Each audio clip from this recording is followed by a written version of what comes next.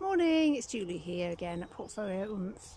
I wanted to speak to you this morning about your UCAS personal statement. Been working with many students over the last few weeks, and many of them now are beginning to send me their first draft of their UCAS statement, which, as you know, isn't due in until the 15th of January.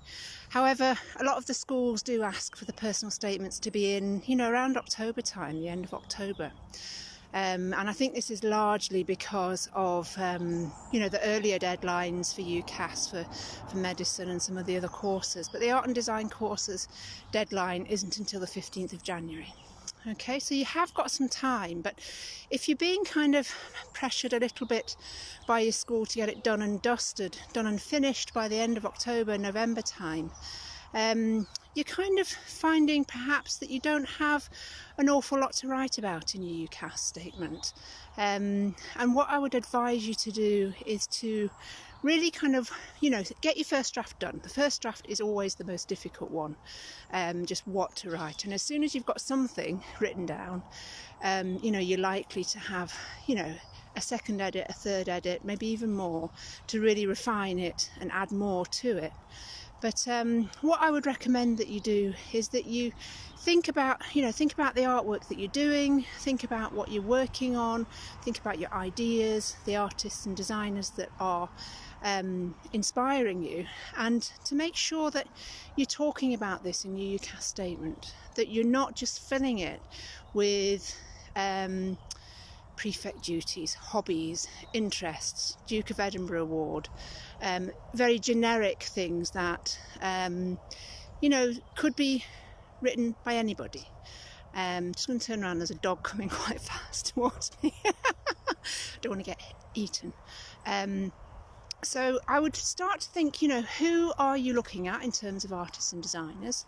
What are the ideas, artists, the artists and designers who you're looking at, why they're influencing you, how they're influencing you, and the kinds of subject matter that you're interested in. I've also got a guide below here. I've popped it in the comments, and it's a free guide. You can sign up for it. It's a free guide that will help to give you some ideas of the kinds of things you can be writing about, because really the UCAS statement you may think is perhaps not that important. But given what happened earlier this year with COVID, and universities, colleges having to change at the last minute, some of them, how they're assessing portfolios and applications, the UCAS statement suddenly became quite important, and is important. It's looked at by admissions. Some universities do their first screening, their first selection with the UCAS statement. So if your UCAS statement isn't considered to be strong, they won't even ask you for an interview or for you to submit your portfolio. Okay, so give us a love if you like this video, or a like, or share, please. Share this content if you know anybody who's making a UCAS application in the art and design world this year. That would be really helpful. If you want to get this report, this download, it's in the comments. I'm going to post that in just a second when this video finishes.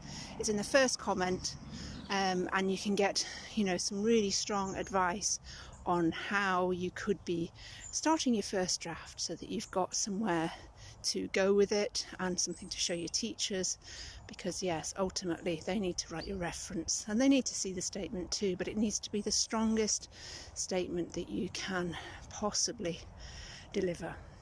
Okay, so hope this finds you well. See you soon.